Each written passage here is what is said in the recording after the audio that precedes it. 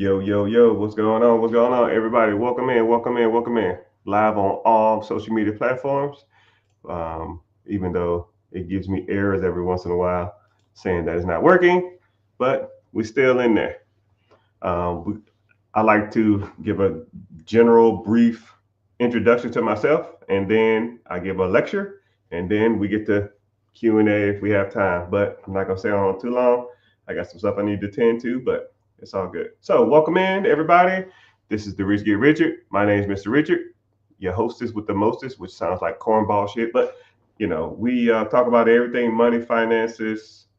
We talk about everything when it comes to credit, business funding. We talk about investments. You want to talk about crypto. You want to talk about, anything, funding, raising capital, LLC, business structure, S Corp, C Corp.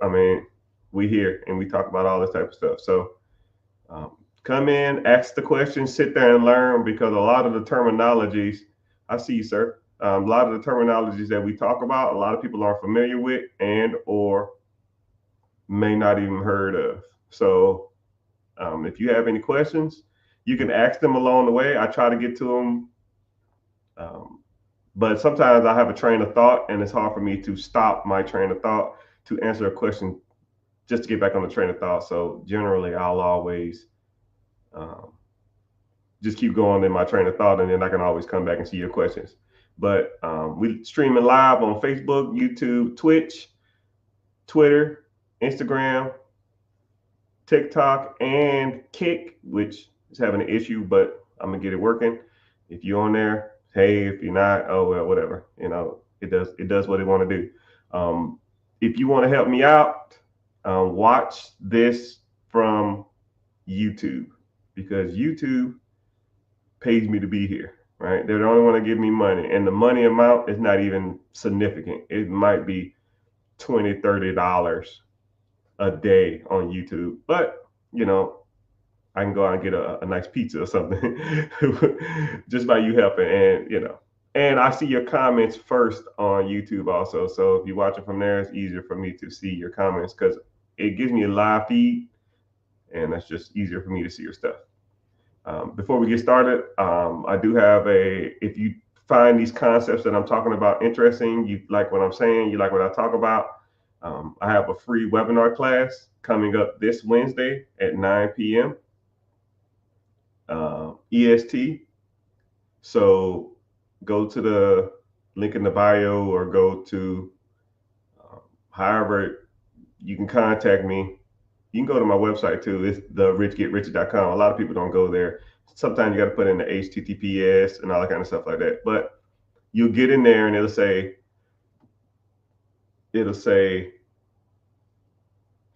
be your own boss. Just sign up. I don't sell your information. I won't bombard you with spam calls. I'm just gonna, send you a notification saying that the class is about to start. Come through, learn as much as you can, get value from it, and if you want to move forward with some other stuff, we can. If you don't, it's totally fine, right?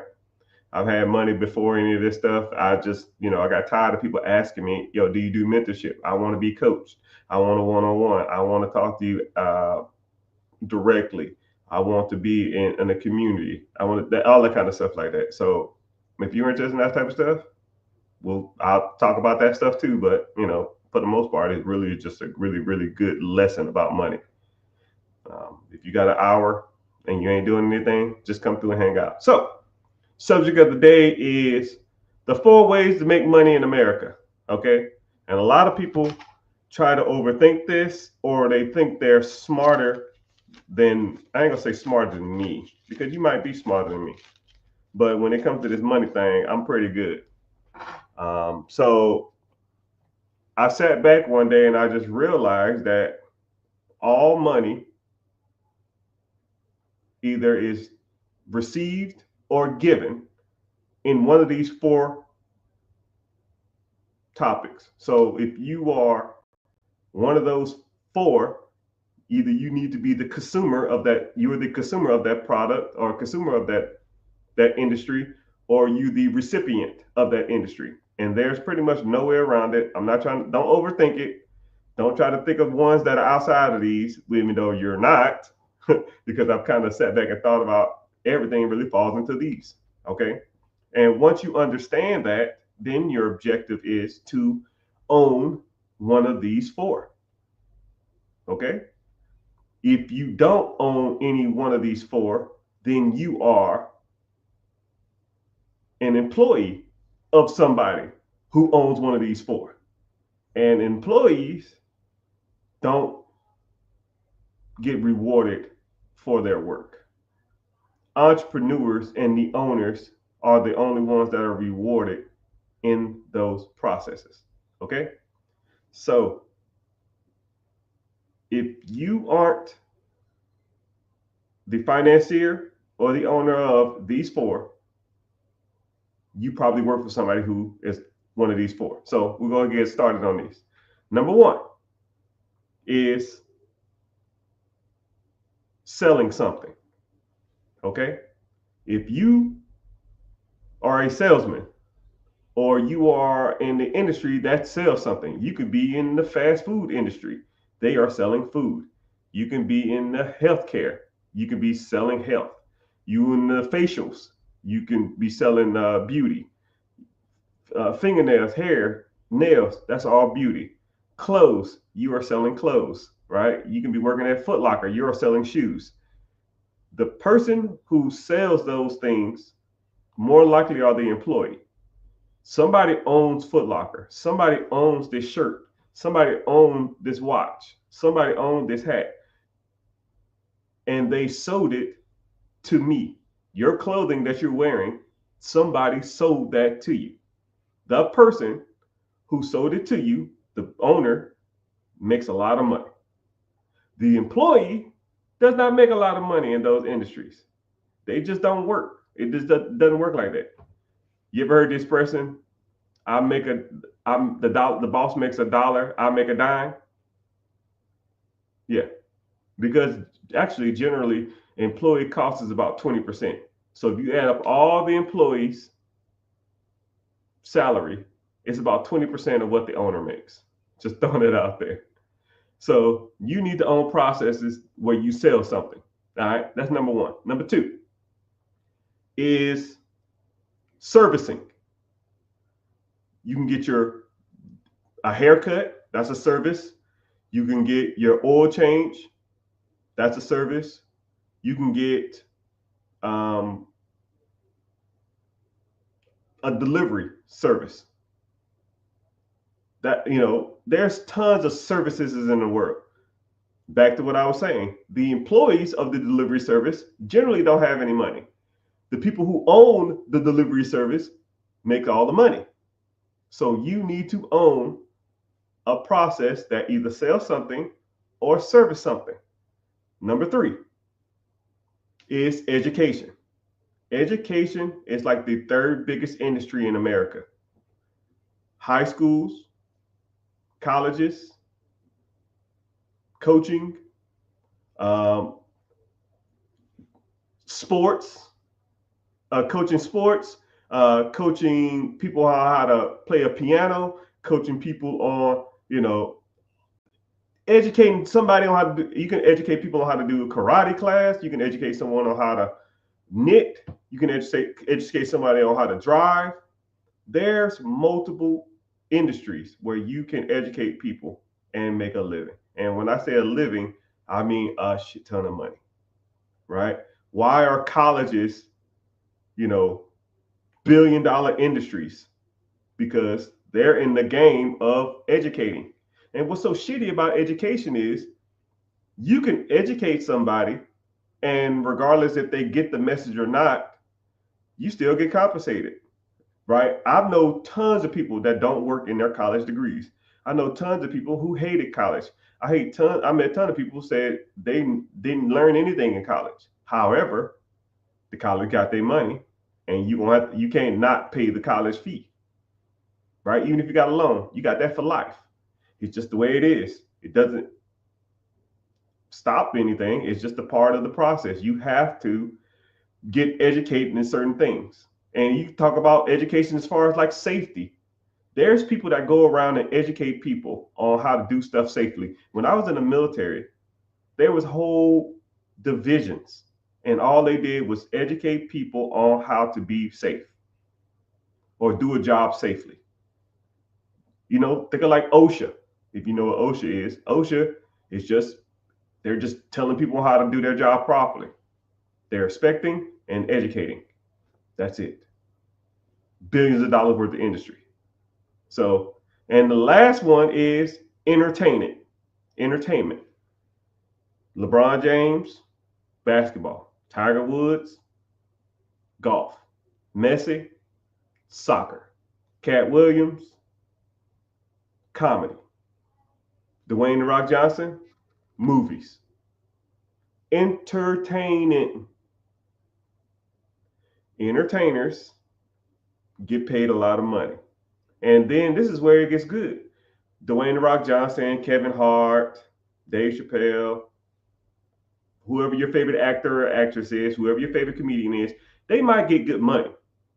But the person who paid them make 5 times as much. The person who owns the studio, the person who owns the comedy club, the person who owns the theater, the person who owns all these processes that give those guys and girls money, make way more money than the entertainers. And you know, entertainers still make good money. And they're self-employed. But the people who own those processes make a shit ton of money. And then the people who go see them for entertainment generally don't have any money. You know, whenever you go to football games or basketball games, you know, you might get a handful of people around the court. And those tickets are like $5,000, $10,000 a piece. And those people don't have regular jobs. They entertain, service, sell, or educate people. Because those are the only 4 ways to make money in America, people. Don't overthink it. Don't try to figure out other ways. It ain't happening. But what you do with this information is pertinent. This is where the rubber hits the road. What are you going to sell? How are you going to entertain somebody? How are you going to educate somebody? How are you going to service something of somebody else's? Now, you could do it 2 different ways. You can start those industries from scratch. You can go out and start a construction company. You can go out and start a sales team. You can go out there and start a comedy club. You can go out there and start a car wash to clean people's cars. Or we can fast forward that whole process. Because you can go out and start these things, but you got to deal with employees, build outs, meaning that you got to build the place. You got to get customer acquisitions. You got to run ads. You got to get customer loyalty. You got to come up with menus, systems, cash registers, POS, point of sale systems, all of that crap. And that's going to take you a couple years to figure out. Or you fast forward 2, 3, 4 years, and you just buy an existing business that already have these things in place. They have the systems, they have the teams, they have the finances, they have the customer loyalty, they have the advertisement, and they have a track record, and they have accountants, they have systems, they have everything in place. Because someone owns a business, they're not going to own it forever. Think of any place in the world, right? Especially like think of a shopping center that's close to you. Okay, we're gonna do a little exercise. Think of a random shopping center near you. When you think about that shopping center, you probably have one or two bigger stores. You might have a Publix or Kroger's. You might have a J.C. Penney's, a T.J. Maxx, or something like that. Marshalls. You have the bigger stuff. I get that. But now think about all the little stores at the bottom. Think about the liquor stores. Think about the dry cleaners. Think about the UPS store. Think about the barbershops. Think about the little Thai restaurant there. Think about the pool supply company that's right there. I'm just going through my head and walking down the line.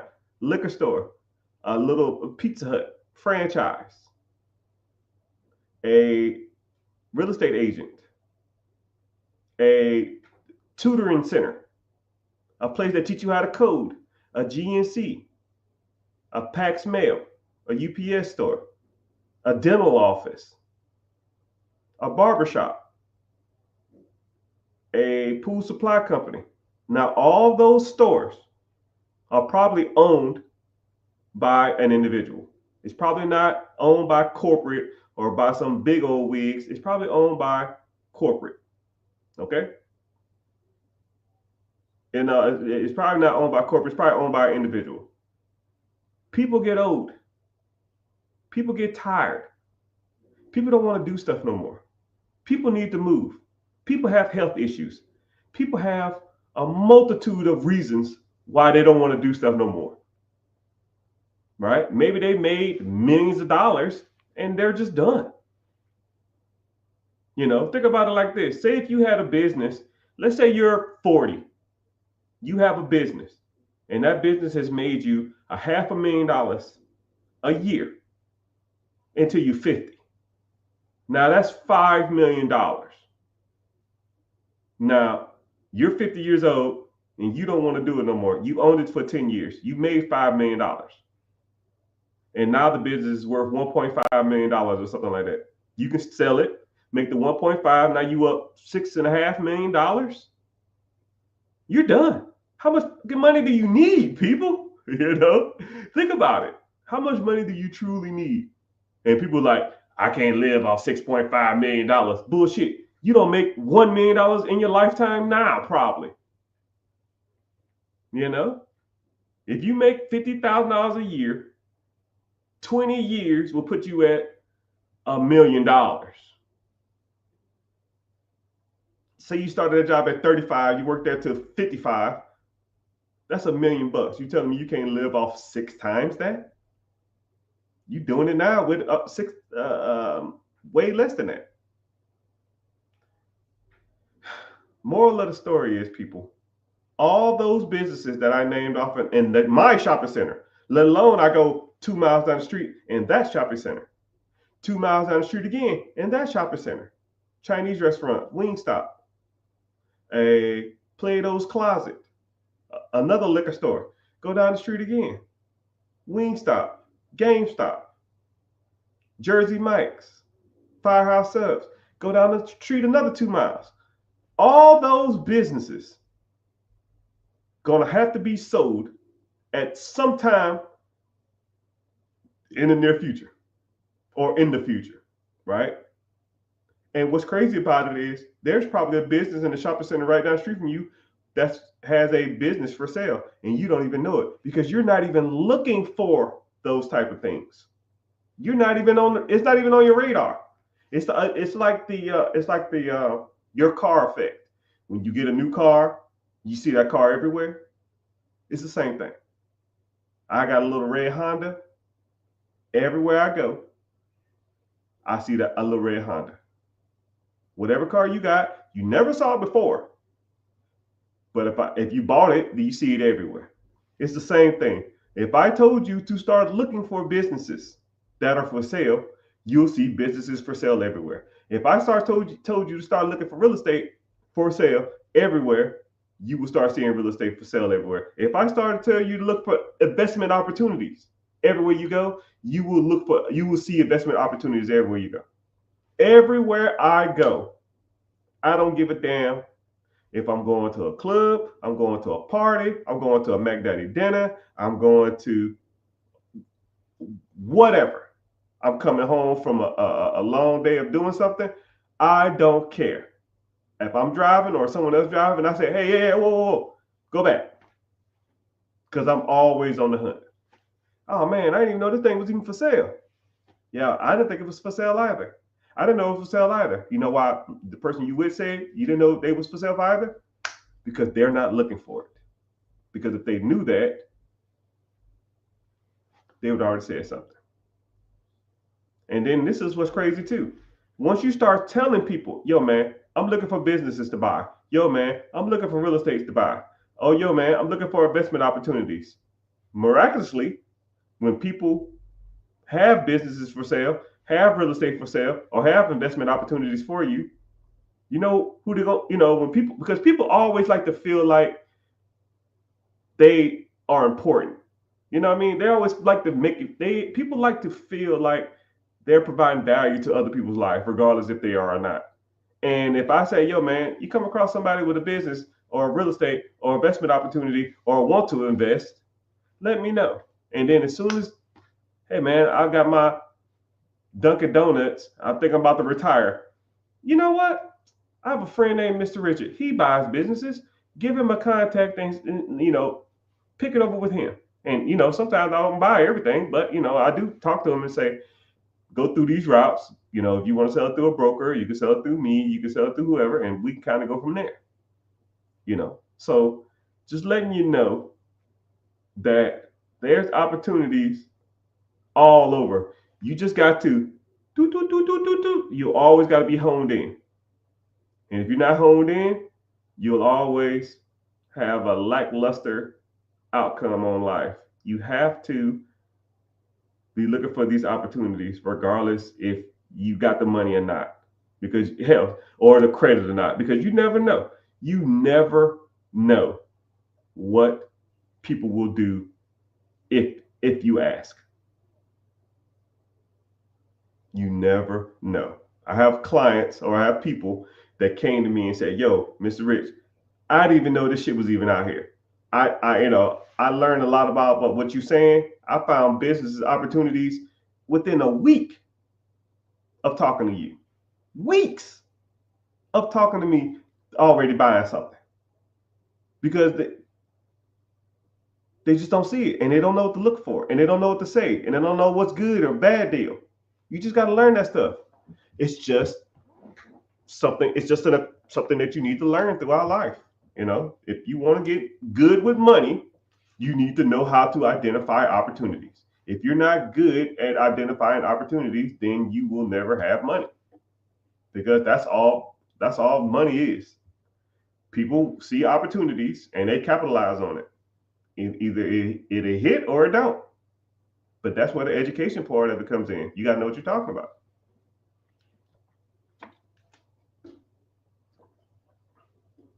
I'm always constant. Yes, sir. I always try to be. But yeah, appreciate everybody for being here. We hanging out. Like I said before, if you want to watch, I'll talk. Any questions? I got whatever you want. Log on or click the link in the bio. I have a free class coming up Wednesday, 9 p.m. EST. It's talking about buying businesses, buying real estate. We talk about investments. We talk about credit. We talk about funding, LLC, business structure. We talk about negotiating. I mean, it talks about a lot of stuff. And if you're interested in that type of stuff, just sign up. It's free. I don't sell you information. I'm not going to spam you with a whole bunch of crap emails and crap like that. Don't do any of that stuff. So click the link, go there, sign up, and then come back or go to my YouTube and watch this from YouTube, because one, it pays me to be here, and it helps with my algorithm if you're on my YouTube. And when you comment, I see those questions first. It's just easier for me to read what questions y'all got. Okay. So let's get to some preguntas, questions. Somebody said, I want to buy a storage unit in North Carolina. So one thing about storage units is that, this is just my opinion though, a lot of storage unit markets are saturated. There's a lot of big wigs in storage unit game. Whenever you go up for storage units, a lot of people know that their baby's not ugly, so they over evaluate what they feel is worth. That's just the way people are. You know what I mean? It's almost like the same thing with a laundromat. Hell, it's almost the same thing with like a car. Like say if you had a Hellcat, You know, even though I don't really too much care for Hellcats, but if everybody say, yo, man, your car's cool, your car's awesome, your car's this, your car is that, is this, is this, is this. People think because people tell them their car's cool all the freaking time that their car is valued here now, when it's actually valued here. People overpay for Hellcats, and people get gassed up about their Hellcats. It's not they think that a Hellcat, say if a Hellcat should be selling for 40, they're going to pay 50 for it, which is overpriced. And then they're going to say, oh, yeah, I had this thing for 5 years. Now, and I put some rims on it and a stupid ass sticker. Now it's worth 60. You know, because that's just because they've been told their whole life that their Hellcat is cool. It's just kind of the same thing with when it comes to businesses. Laundromats are like that. You know, people, everybody wants a laundromat. There's 500 different types of businesses out there that I can name just off the top of my head. But everybody want to talk about laundromats but laundromats are overhyped because people are told, man, you got a laundromat, you're so awesome, this is so cool. But there's multiple different businesses that you can buy besides a laundromat. The same thing with storage units. Storage units are one of those things that a lot of people want to get after. And it's because they don't really know what's all available. They just think storage units are good. First of all, storage units is a commercial building. You generally going to have to put 20% down. And if you want to get into one 20, 30 miles within any major city, all the big dogs and all the big girls are already probably scoping it. And if you ain't got the 20% down, more likely you're going to have to raise money or get some decent workout with the owners, which more likely aren't mom and pops. And if they are mom and pops, they got bombarded with letters from people like me. Because when I buy real estate, I'm looking for big units. I send them letters and text messages all the time because you can look all that stuff up online. So if you did want to get into those industries, you probably have to go to the skirts. You go to like Midwest, sometimes the country areas that don't have a big population. When the owner operator is a mom and pop place, those places you can get good deals. Any major city with 20, 30 miles from any major city, to me, is a wash for you might can catch some deals, but more than likely, these big companies have sent them multiple letters, multiple text messages. Because you think about it like this, there's companies out there. I'm gonna kind of put you on a little bit of the real estate game. There's major corporations out there, and all they do is buy real estate, multifamily, apartments, storage units, and that kind of stuff. So what they'll do is they'll market to a certain area. They'll say, okay, we want to buy every storage unit in North Carolina and South Carolina. So what they'll do is they go to public record, they search all the storage units, and they send them a letter. Hey, how you doing? My name is Big Corp Investments. I see you have a storage unit for sale. I see you have a storage unit. I don't know if you was interested in selling it. However, if you are, give me a call. Here's my number. They'll send them a card in the mail. No, not interested. Then they'll shoot them a text message. That's public record. Hey, this is Big Corp again. If you're interested in selling your storage units, give me a call. Cool. Then they'll get an email. Hey, this Big Corp again. If you're interested in selling that, and they'll send them a letter, an email, and a text every week or every 2 weeks forever. Because they have millions of dollars to deploy to this. Because once they get one, it all pays for itself. So if you're looking for those type of industries, if you're looking for those type of businesses, who do you think they're going to call first? You or somebody who's been in their ear for 3 years, right? You send out a letter, let's call it 50 cents. 50 cents times a week times a year, 52 weeks a year at 50 cents, we'll call it $35. $35. A text automated system, that's $20 a year. I'll call it all in $250. An email, a MailChimp email automated system, another $20. You all in, you spend $750 a year to market to that person. Let's say you do it 3 years. That's $2,200. You buy a multi-million-dollar apartment complex that's undervalued from a mom and pops who don't know how to value their units. You buy it, and then you raise all the rents from $50 a unit to $100 a unit. You damn near double the value of that property. You pay $2 million for it. Since you doubled the rent, now it's worth $4 million. You make $2 million in equity off of $2,200 worth of marketing. Come on, people. And that's why a lot of those industries, you're not going to come close. You got to sit back for years and wait. And then whenever they do call, let's say they do call you, right? Let's say, for example, you just happen to text them or email them on the right week. Boom. Big Corp and whatever your username is, Pops Investments, right? I don't know your name. I'm going to call you Pops Investment. Pops Investments. Hey, Big Corp, what you got? $2 million cash. Well, hey, Pops Investment, what you got? Well, my credit's not the best. I might get put down $20,000. I got to go raise. Click. You ain't even ready, bro. You're not even ready. You ain't even ready.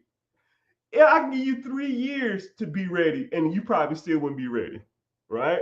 You talking about some, man, I got to work on my credit. Oh man, I got to go out and get this loan real quick. No, the big dogs ain't worried about that. They buy that shit for cash, and they taking all that stuff. You know what I mean? So just letting you know, if you ain't got the money to deploy, and or you ain't got funding in place, or you ain't got the systems in place to take that over, sometimes storage units ain't the game. That's just my personal opinion on storage units.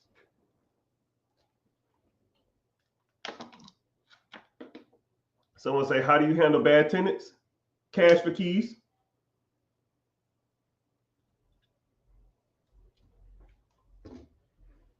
All right, so someone asked about evicting tenants. This is a little technique that I learned a while back, and this is called cash for keys. There's a couple ways you can do this. This is just the way that I like to do it. So you find, say if you have an individual and they haven't paid their rent in a couple of months, and you're in one of these states that doesn't allow you to evict people, okay? It is what it is. Every once in a while, that's why I tell people not to try to invest in states that are renter friendly.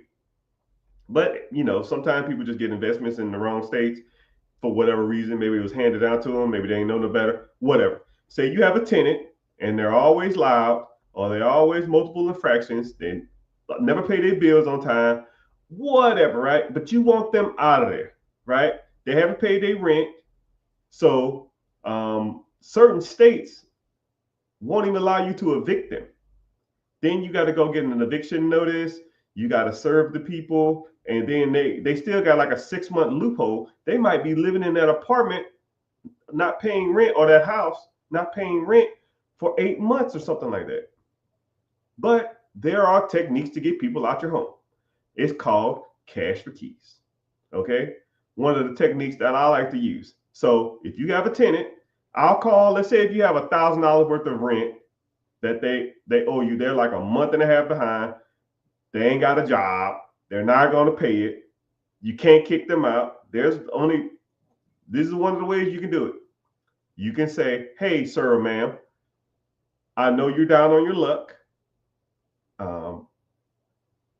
And if you stay here, one, you're going to owe me a lot of money. 2, 3, 4, 5, 6 months, you're going to owe me $6,000. I'm going to take you to court. I'm going to win. And then you're going to owe me $6,000. Then you're going to have an eviction on your credit. And then no one else is going to rent to you. You might get 6 months for free, but your credit is going to be shot. You're going to have a judgment on your tax, on your credit, and they're going to garnish your wages if you don't pay this stuff. So we can come up with a deal right now. If you leave this week, I will give you $500 or $1,000 to leave. So if you leave, it won't affect your credit. I won't have to evict you. You take the $1,000 and you go get somewhere else that's a little more affordable. You can't afford the $1,000. Take the $1,000. You might go move in with a roommate. Go move in with a girlfriend or a cousin or something. I don't care, right? But I got to get this place rented up. And if you're not renting it and you're not going to pay your rent, then I will pay you to leave. Generally, high possibility they're going to leave. Really high. I've only had to do it once, but they'll leave. They will get the fuck out of there because they already know they're not going to pay it. So either they can have shitty credit, an eviction, and owe the courts $6,000, or they can leave in a week for $1,000. Now, when you get that place back, it's probably gonna look like shit. Now you probably got to spend another $1,000 just to get it rent ready, but you get all that money back from the rent you're gonna make from the next person. It's part of the game, people. It is what it is. Sometimes you got to learn from it. But I try not. If you live in states that have squatters' rights and stuff like that, places like California have squatters' rights. So to get people out of houses in like California, it takes like 6 months. They have all of the power. I doubt they will leave for 500. Yeah, they will. Sir, you say that because you don't have a lot of tenants. If I gave you two options, one, here's $1,000, leave in a week, or you can owe me $6,000 plus court fees with an eviction and an eviction on your credit, and I'm gonna report this to your credit. So now I'm gonna put your credit up. You're gonna have an eviction, and you're gonna owe the courts $6,000 plus court fees, right? Somebody said, I don't think anybody will leave. Now, if I gave you those two options, $1,000 check or $6,000 bill, which one would you take? $6,000 bill and fucked up credit, and an eviction, and a court judgment, or $1,000 cash. Which one would you choose? And somebody said they won't choose the money. Which one would you choose? Okay, if you would choose it, other people would too. Shit, I would take it. I would take it. I'll just go take my $1,000, take all the crap I got, not clean the place, and go live with a cousin or something until I get back on my feet. Because now you don't even have to pay the rent you was living for. You don't have to pay the money back that you were living for a month and a half, and you get $1,000 on top. Shit, I got pretty much paid $2,000 to leave a house. Why wouldn't I do it? Or have a $6,000? That's an $8,000 swing. It ain't rocket science. That ain't even hard math. Shit, why wouldn't they leave? I would.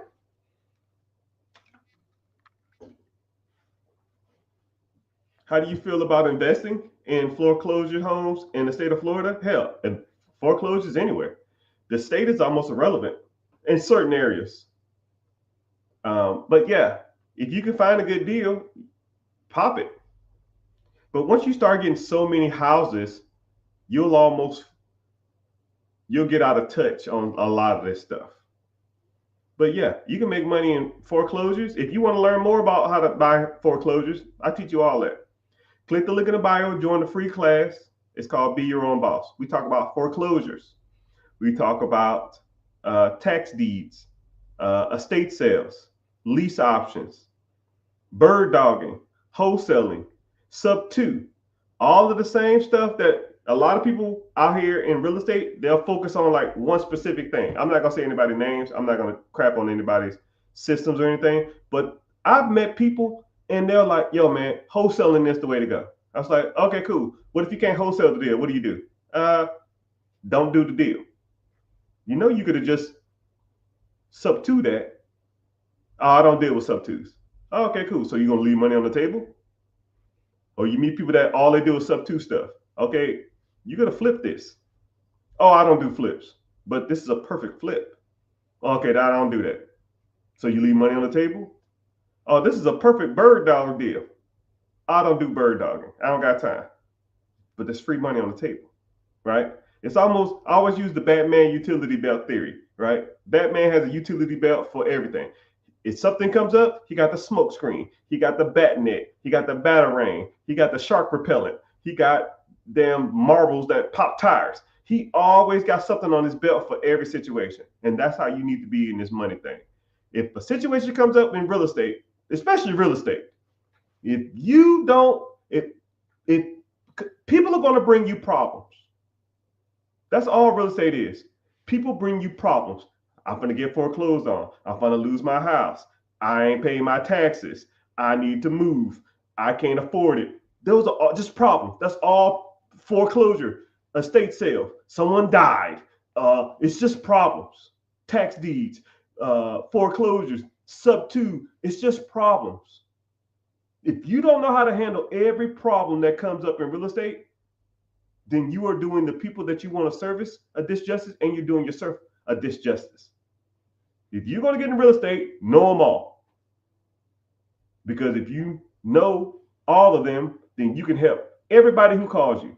When people call me and they have real estate problems, boom, I'm on it. I'll talk to you for 3 minutes and I know exactly what to do. 3 minutes. How much equity you got? Do you owe on the home? What state are you in? What are you? Have you started the pre-foreclosure yet? Have you got, how many letters have you got fair? Have you, how much you owe in taxes? When was the last time taxes was paid? How much you owe? Like, boom, boom, boom. Once I hear that, I already know what to do, right? Do you want the house or you don't want the house? If you do want the house, you got to do this. If you don't want the house, you can do this. You want to cash out your equity, you do this. You want to damn transfer the equity and not pay capital gains tax on that? Let's do this. You open for seller financing or owner financing? Cool. Let's do this. If you're not, cool. Let's do sub two. Let's do lease options. Let's do any of that stuff. You just got to know what you're doing, people. Got to know what you're doing. Somebody said, what is some good businesses to start with as a first business to buy? Could you give me some examples? So there's tons of businesses that are out there for sale. And a lot of times whenever you're looking at businesses, you almost got to step back and ask yourself, can I do this? Because once you take a step back and you look at it from your perspective, I can give you 1,000 businesses off the top of my head, but is that good for you? You know, if if it makes sense to you and it makes sense financially, then roll with it.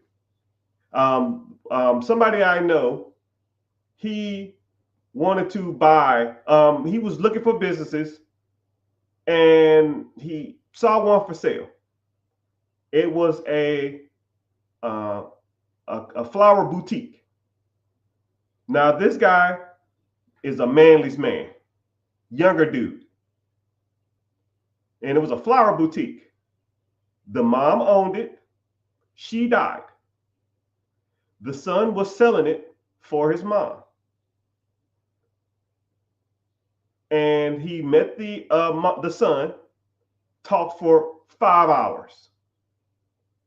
They wanted $150,000 for it, and it produced like $120,000 a year in cash flow to the owner.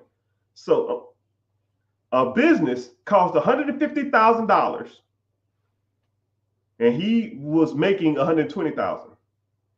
And he asked, "Well, how'd you come up with this price?" He said, "Because that's just what I feel like it's worth." That's what I feel like it's worth. Buddy, that shit was so undervalued, it was ridiculous.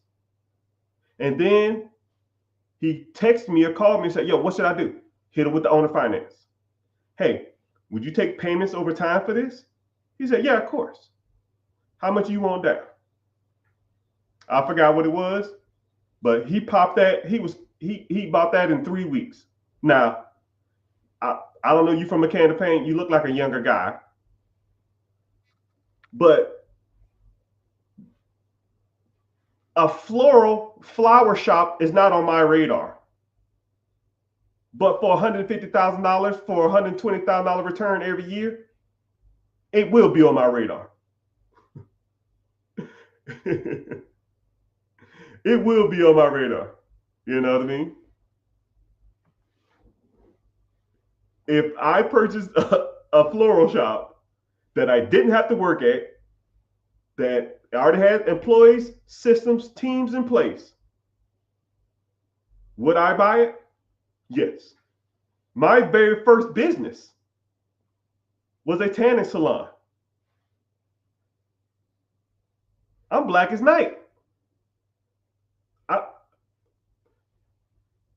To let you know how much I knew about tanning was an understatement.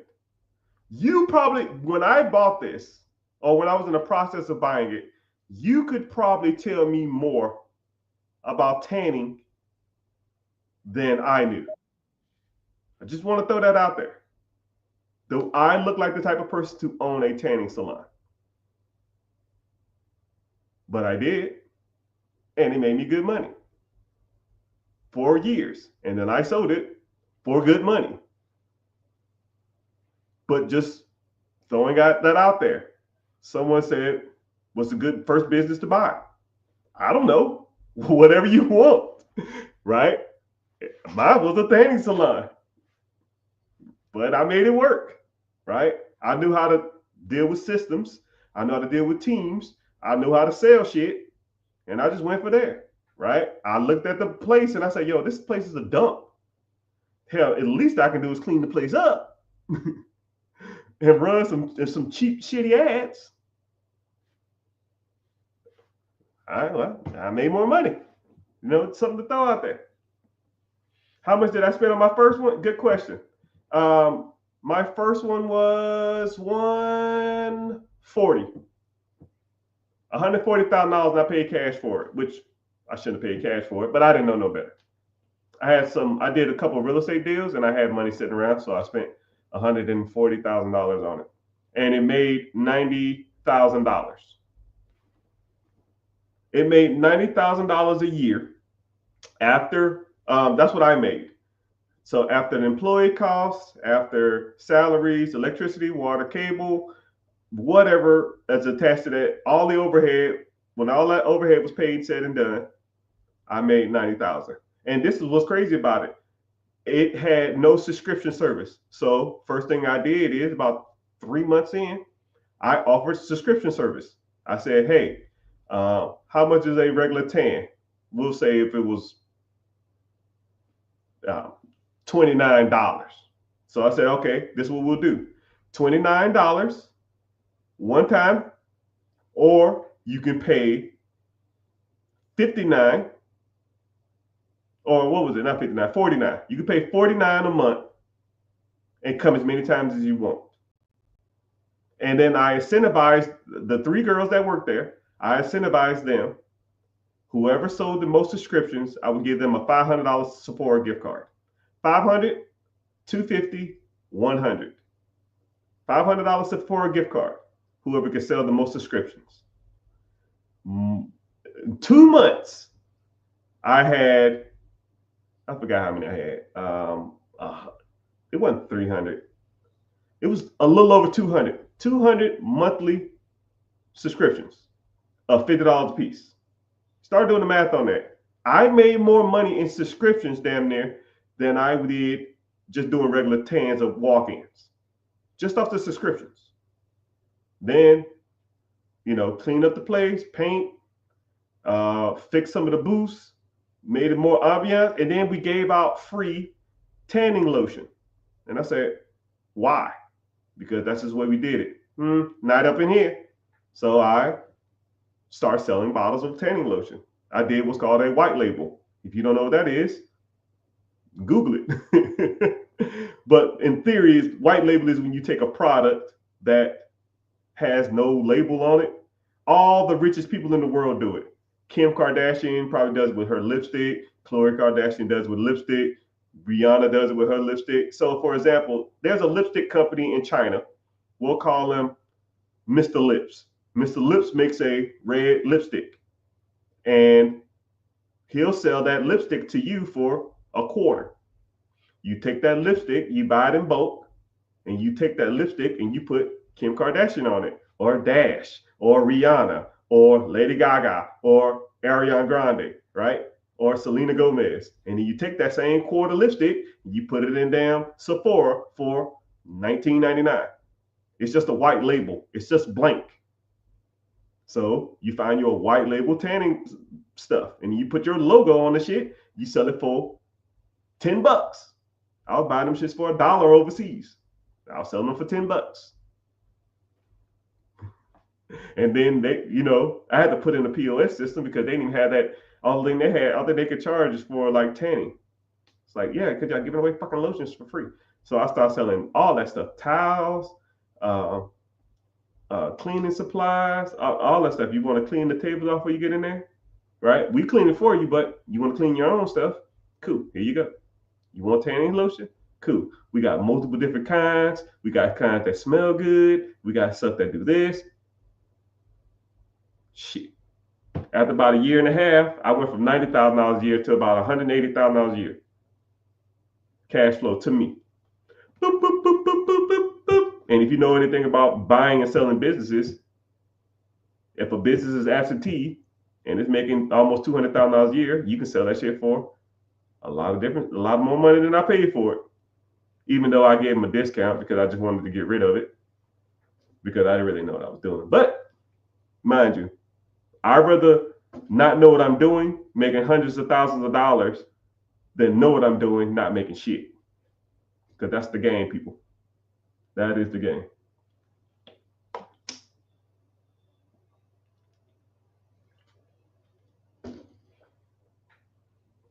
So white labeling most of the products that you sold in your business? Yes. So you said that the business for 4 years, it $360,000 business. How much would you sell it for? White labeling is smart. Like the subscription-based business is more profitable. Yeah, all of it's profitable. You just got to know what you're doing. You just got to set it up. But if you want to learn more about these processes, I can walk you through the whole thing, because not evaluating a business is more than just what it brings in. You have to kind of understand the dynamic, and I break all that stuff down. Click the link in the bio, join the free class. I have one Wednesday, 9 p.m. EST. Sign up, come through, and we'll go from there. Someone said, how do I feel about vending machines? One of my very first businesses was vending machines. I had seven of them. But vending machines command a lot of time. The tanning booth was my first absentee business. Vending machine, I started that from, I started from 2 units. Because I used to work at a place, and when I was working there, it was a guy that used to come in there, and they never had snacks. I mean, the vending machine was constantly empty. And then one time I saw the guy, and I was like, man, damn, about time you fill this thing up. He said, yo, man, I'm just busy. I said, well, do you not have time to do it anymore? He said, no. I said, you ever thought about selling it? He said, yeah. I just haven't found anybody to do it, sell it to. Say, shit, I'll take it. How many you got? He had 3, but one of them was like it was a location, but he did nothing with it. So he had 2 operational and 1 non-operational. And I said, I'll take them all. Right? I forgot the price. This was 10 years ago. Then I started making money. I did about an hour. I stocked mine on Mondays and Thursdays. Mondays because you get all the money from the weekend, And then Thursday, you get prepared for the weekend. I used to go to Sam's. I used to drop about $2,500 to $3,000 every month at Sam's Club. I was bringing in, after everything was paid, said and done, I was bringing in about 50, 60,000 a year, which is good money, but you're devoting a lot of time to it. For every machine is about an hour. So you have a half an hour to get to where you are, and then a half an hour to stock. When I end up said and done, I think I had 7 machines or something like that. 7, 8. I don't remember. 7. I'll say 7. So I would go to the place, take a half an hour, stock up all this damn this stuff and this little cart, take it in there, load it up, collect my money, check the machines for anything wrong, and then go to the next one. It would take me 30 to 45 minutes, depending on the location. I'm on about a 45 minutes to get there, service, and go out to the next one. I just average it about an hour. Sometimes it just take longer. Depends on what I was stocking. The sodas suck. I hated sodas. But yeah, it made decent money. But just note that 2 days a week, maybe 1 day a week, you're gonna be gone about 8 hours, right? And if you don't service, no, you don't get paid. Sometimes it'd be 2, 3 o'clock in the morning, filling up sodas. Scared as hell, think you're gonna get robbed because $200, $300 cash to a crackhead or a junkie. That's some decent money, man. Just letting you know. But yeah, but vending machines are good for me in my stage now. I wouldn't do it, but they're good for a starter person. Yeah, if you just want to get into something and make a little good money on the side, $30,000, $40,000, $50,000 if you got a decent amount. I was probably making about $10,000 per machine, about $8,000 a year per machine. But things were way cheaper back then. I look at these vending machines now; they charge fucking $1.75 for a bag of chips, and I'm just like, damn, this is rough. Or whatever they're charging, $1.75 for a Snickers or a candy bar. I was a little cheaper because I wanted to. I really didn't want to raise the prices. But I tell you what, when I got my first Monster, I started selling Monsters. Oh yeah, that shit was nuts. I couldn't keep that shit stocked. I could not keep it stocked. But yeah, that's a good question though. Yeah, but if you find something, you can find for sale all over. You just gotta go look for them. I started free cycling. I'm still in the beginning stages though. Yeah, free cycling is where it's at, man. I teach my mentees how to do free cycling all the time. And sometimes I have contests with them and I say, hey, let's do a free cycle competition. Whoever free cycles the most in the next week, I'll send them $500 cash if you can beat me. But they never do. It's not even close. Well, for one, I got the time to do it. And 2, I'll spend, I can go out and make, if I free cycle, I can go out and raise, I probably can get about $500 to $800 a day free cycling. And when people tell me they can't do it, I say, I call bullshit. I call bullstool. There's tons of money out there in free cycling. For those who don't know what free cycling is when you take money, when you take an object, you go on like Facebook, Craigslist, OfferUp, and you just search the word free, and or you search items that are like extremely discounted. I'll use couches as an example. Let's say if there's a sectional or even a TV, let's say a sectional couch. Let's say the sectional couch is $50 because they have to move out of the country, or they say it's free because they bought a new one and the new one's coming this week. The couch is fine. People just want new shit. I don't know why. They just want new stuff. And you take it off their hands for free. You take that. I'll take pictures of it in their house. Sometimes I'll take some stuff to wipe with and I'll just wipe it down. And I'll take pictures of it right in their house. And I'll put it right back on Facebook, right back on Craigslist, right back on OfferUp. $500 plus delivery fee if needed. Might take some time. Sometimes it take 3, 4, 5 days, a week or something like that. But you'll get bites. I remember I had a competition with my community, and I said whoever raised more money than me, I'll give them $500. And they say bet. My first day, flat screen, 75-inch 3D TV for free. My first day looking, flat screen TV with remote. I sold it for $400. It was $400 plus $50 delivery fee, but they gave me $350 with the delivery fee. So I lost $100, but it was $350 to drive a TV that I got for free up the street. Right? Let's say you take 20 minutes to pick it up and then 20 minutes to deliver to somebody else. That's almost $400 or $500 an hour. Now, by a show of hands, who in this chat or who in this community or who's listening to me make $500 an hour? I'll wait. And then people say, oh, I don't got time. No, you just choose not to have time. You don't make $500 an hour. And then I did the same thing with a treadmill. That same weekend, I started Friday. Saturday, I got the TV. Saturday night, I got a treadmill. I took the treadmill, sold it for $100. I had the treadmill in my car. I ain't even unloaded yet. And I took it to somewhere else. A washing machine and a washer and dryer. I did $300 plus delivery. So $100 for the treadmill, $300 for the washer and dryer, and then $350 for the TV. I'm up $800 damn near over the weekend. $800. Let's do some simple math, people. Let's say if I spent collectively 6 hours doing this shit.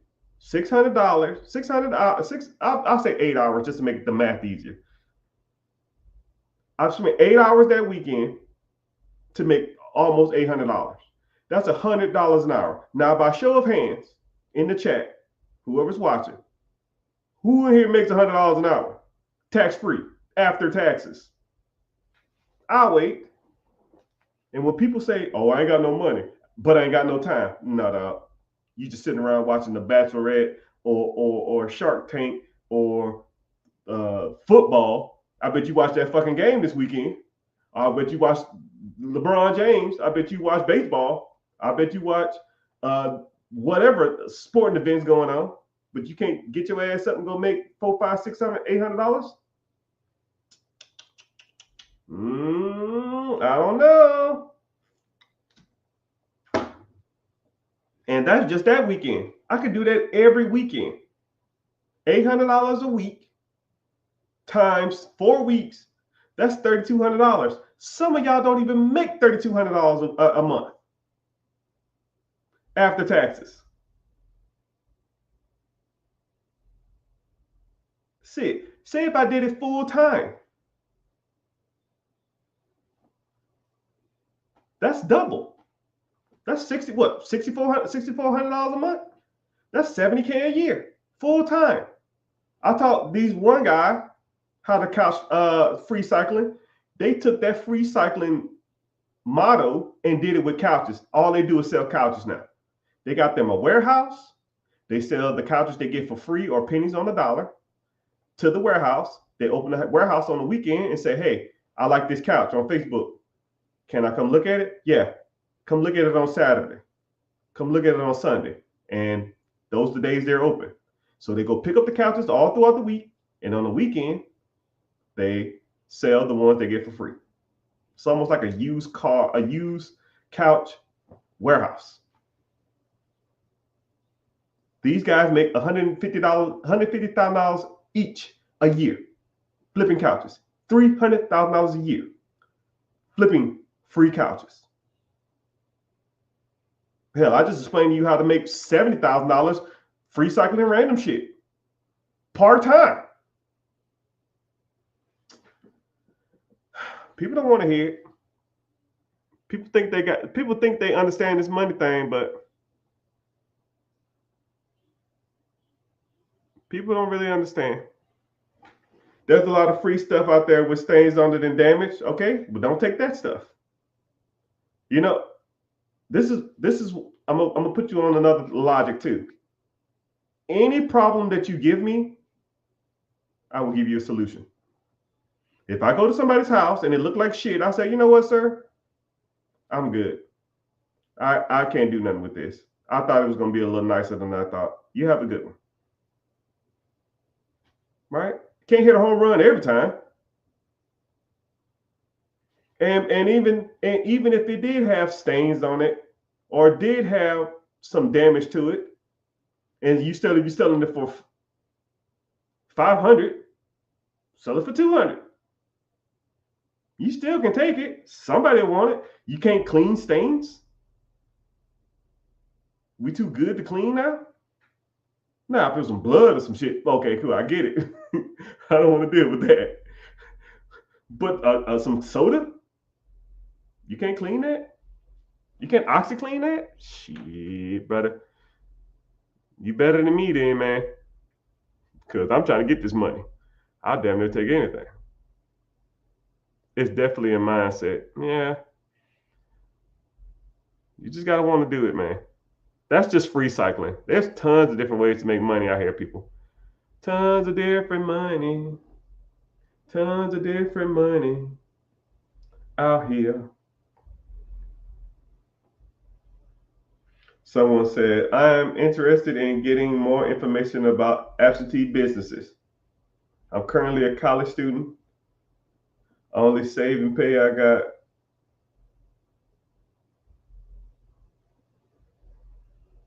If you was in my situation, where would you go? Yeah, click the link in the bio and join the free class. Yeah, everybody's situation is different. I don't know your situation. I don't know. You say you in college. Hell, I met 40-year-olds in college. I don't know. I don't know how old you are. I don't know your financial situation. I don't know if you're working. I don't know if you want to own a business, if you currently have a business, if you want to start a business, if you have the credit, if you have the funding, if you have any of that stuff, right? But anybody who wants to learn more about these processes, link in the bio, free class Wednesday, 9 p.m. And a lot of times when I come on here, I actually enjoy sitting here talking about money to people because it's just, right? I sit there and talk to people in my family and stuff like that, but they don't want to hear this stuff all the time. At least you guys want to listen to me. But the way I'm talking to y'all guys is the way I talk to everybody, right? And that's all I want to do is talk about money. Money, money, money, money, money, money, money. And some people find that annoying. Especially, it's kind of weird. People who really don't have a lot of money never want to talk about money. It's kind of funny how that works.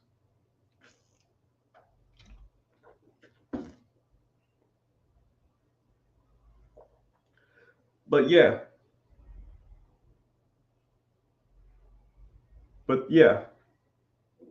What's happening, sir? I see you.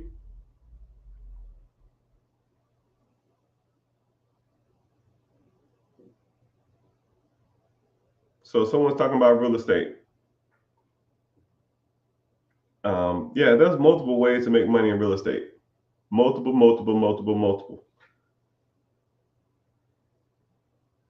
You can get into, someone said something about auctions. You can get into that. You can get into, you can get into a lot of different stuff when it comes to real estate. It just depends on what you want to do, right? One thing, first of all, if anybody ever wants to learn from me, the first thing I'm going to do is I'm going to educate you. Because I hate the term, you don't know what you don't know. But if there's a better way to skin a cat and there's something that you can do that you probably never heard of, and it's easier for you to comprehend and to get behind, then you need to be educated on those different systems, right? Just like when you talk about real estate, you probably never even heard of a sub two or a subject to. You may not even heard of a lease option. You may not even heard of owner financing or seller financing or seller carry or seller carryback. Or when it comes to investing, you may not even heard of ETFs, mutual funds, 401ks, IRAs, TSPs. You know, you might not even heard of high yield savings account or security bonds or junk bonds or any of that stuff, but you need to understand all of these different things, the terminologies, and when would you go for these type of assets. And then you can sit back and say, wow, I'm educated on those things.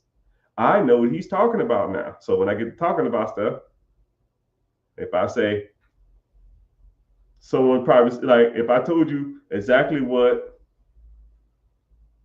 ETFs are, and I broke down how good or bad they are, and someone says, yeah, I'm thinking about cashing out my 401k and getting into ETFs. What are your thoughts on it?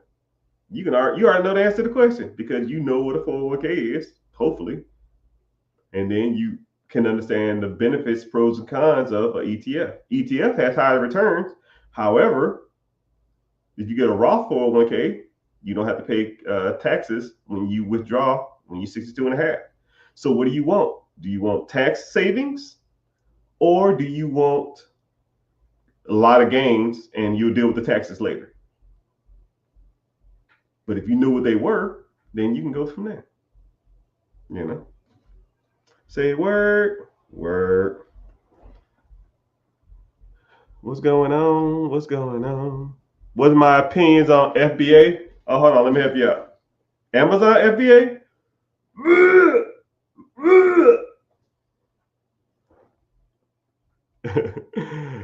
That's my opinion on Amazon FBA. I'll give you my Amazon story in a nutshell. I'm gonna keep it short because I don't want to talk all day about it. There was a guy I knew. He owned a business. He filed for bankruptcy on the business, and he had a crap ton of inventory. I mean, truckloads of inventory that he already prepaid for. So he ordered them, but he filed bankruptcy. The bankruptcy went through, but the goods that was supposed to come, the goods came in, so he didn't have nothing to do with it because the store was already closed. So he was trying to sell this stuff for pennies on the dollar. And when I tell you guys, this guy had truckloads, like lifted up, truckloads of this stuff. I had to go get multiple storage units just to put this shit in. That's how much stuff he had. I was buying stuff, pennies on the dollar. Pennies, right? I want you to say, I'm going to give you an example of something. Let's say this charger, right? Let's say they're selling for $3 for one. Now, so let's say they're selling for $5 for one. Let's say they're selling for $8 for two. Okay? And I paid a nickel. Okay? Or a dime or something like that. I said, well, shit. Surely to goodness, I can make some money off this. Right? I get it, I get it for a nickel, shipping $3-4 or something. I sell two for $8. I make $3 off every transaction, $4 off every transaction. I mean, shit, I got it made, right? I got 10,000 of these.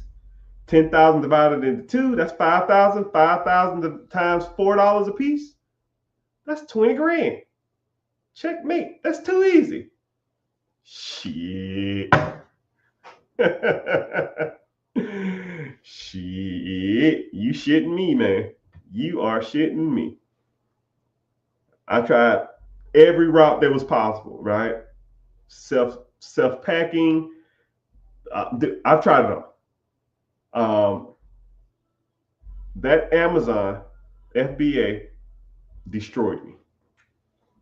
And I told myself, I said, yo, who the f is making money off this? Nobody. There's no way in hell someone's buying something from Taiwan for $5 and then selling it for $10, making a $5 spread with shipping, Amazon fees, packing fees, servicing fees, and all that kind of crap, plus taxes.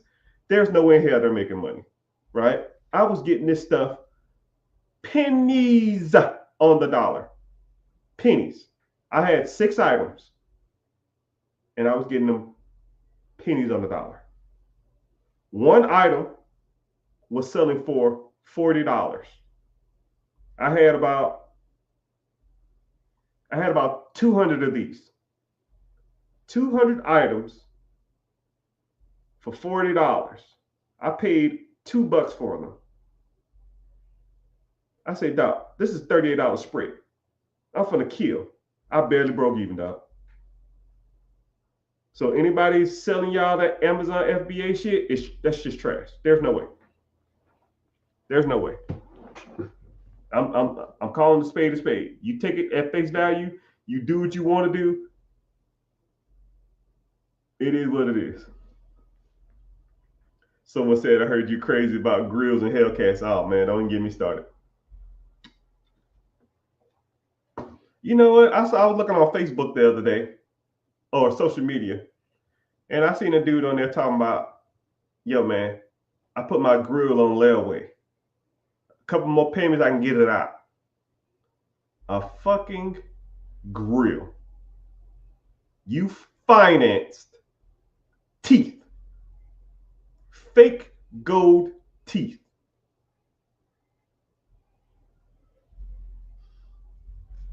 You financed or layawayed fake fucking gold teeth.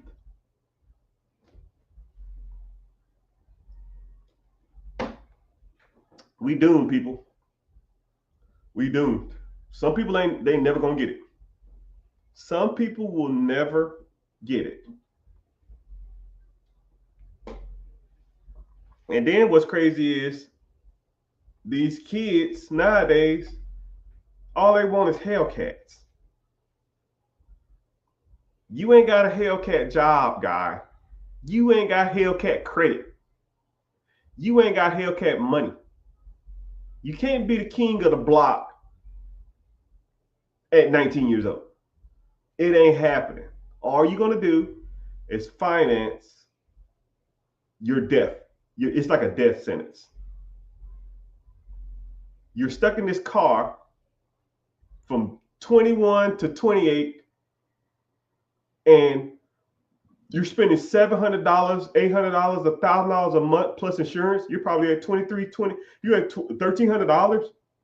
If you took $1,300, drove you a shit box for 6 years, you take that $1,300 and invest it in a compounding interest account. Hell, I'll do the math. And all you got to do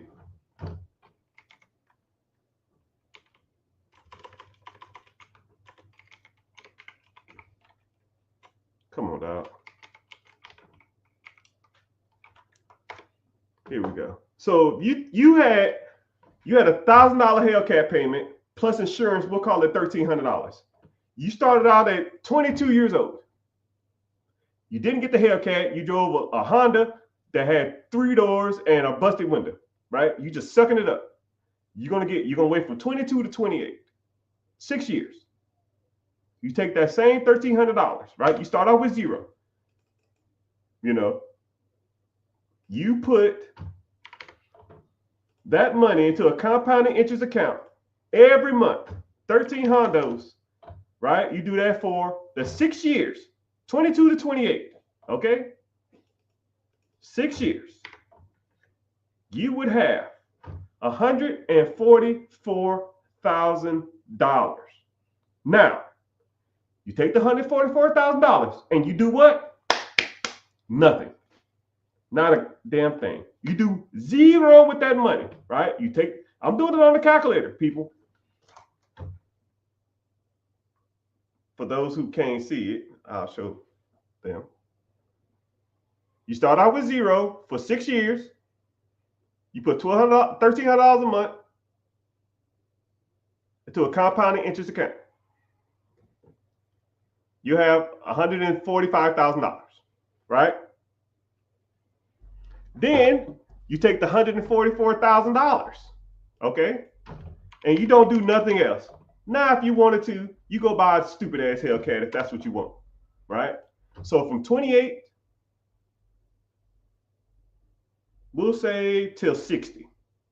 28 to 30, that's 2 years. 30 to 60, that's 32 years. 32 years, you just set that $140,000 stupid ass mistake of yours and leave it in the bank. You invest nothing else into this account. Nothing else into this account. You put $144,000 in a compounded interest account and let it sit for 32 years. Anybody want to guess how much money you would have? It's almost 100 people on here, right? Between TikToks, Facebook, Instagram, YouTube, Twitch, Twitter, Instagram, Kick, and TikTok. At 22 years old, you didn't buy a Hellcat. You saved up for 6 years, the Hellcat payment. That'll be $145,000 from 28 till 60. You didn't invest anything else, right? You went out and bought a Hellcat now because you got to buy a better job, but who cares, right? I don't care about none of the other investments you got. From 28 to 60, you lived your life. You forgot the money was even in there. Somebody said 2.1 million. Good guess. Someone said 1.5 million. Good guess. Someone says $4 million. Good guess. How much interest? ETFs are about 14.4 now.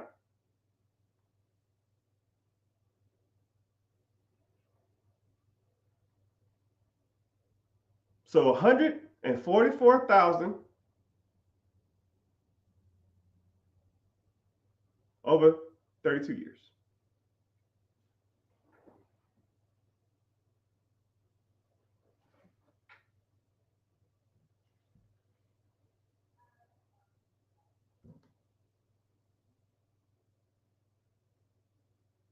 Someone said 11.6. $144,000. 32 years, 14.5% interest, which is the average ETF on the open stock market over the last inception or the last 10 years. No other contributions, will be a little over $11 million.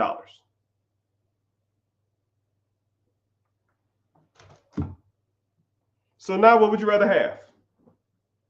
$11 million when you're 60? Or a fucking Hellcat when you're 22? I'll wait. I'll wait. I'll wait. Well, I can't have no fun when I'm 60 years old. For $60 million, for $11 million, I'll find some fucking fun. I'd rather have $11 million when I'm 60 than have a Hellcat at 22. I promise you that. I'm not worried about no bills. I'm not worried about no houses. I can travel all over the world, people. I can do any and everything I fucking want to do. You're not tied down anywhere. You can do whatever you want. And then this was crazy. The interest on that is about $1.4 million a year. So just in interest, you make about $1.4 million. You can live off the interest. You take the $11 million, you put it in a trust. And then your kids and your kids' kids and your kids' kids can live off the $1.4 million the rest of their life. As long as they never touch the $11 million. What sounds cooler, that or, yo, bro, when I was 23 years old, I was a king of the block. I used to do donuts in the parking lot. And yeah, that shit was cool as fuck. That Hellcat cost you $11 million with inflation. Shit. But hey, some people say, I want the Hellcat. You can have the Hellcat. Give me the money. Someone says, do I mentor?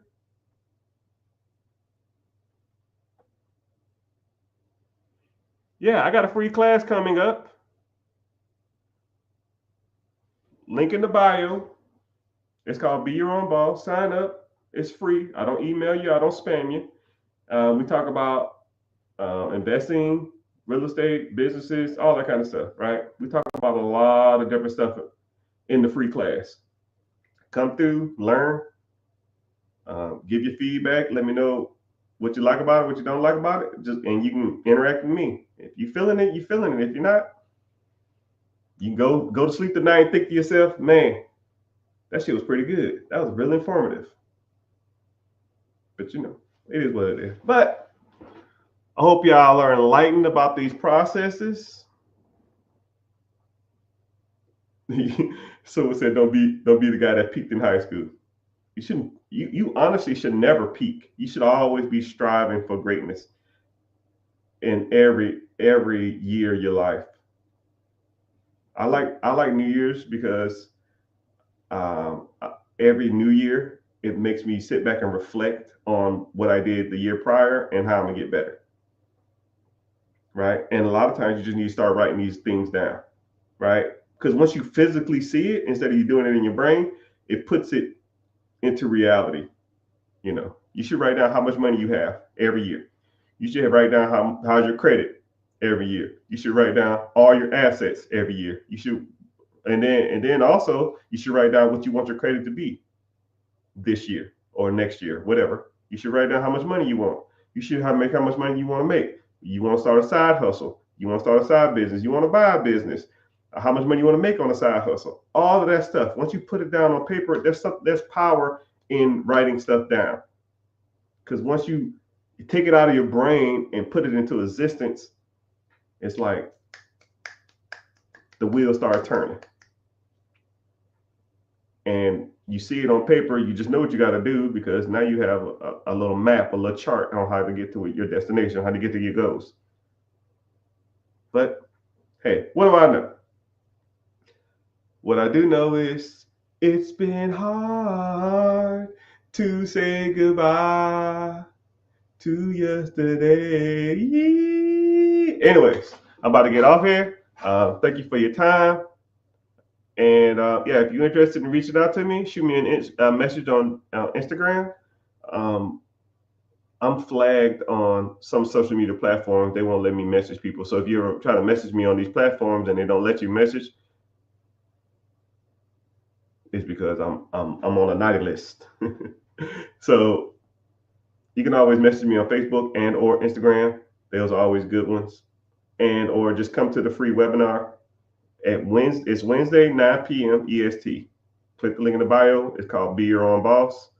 Go there and sign up, and I'll see you there. And you can interact with me, and it's a little more personable, and we break some of this stuff down. So I appreciate you being here. I'll be the Zane.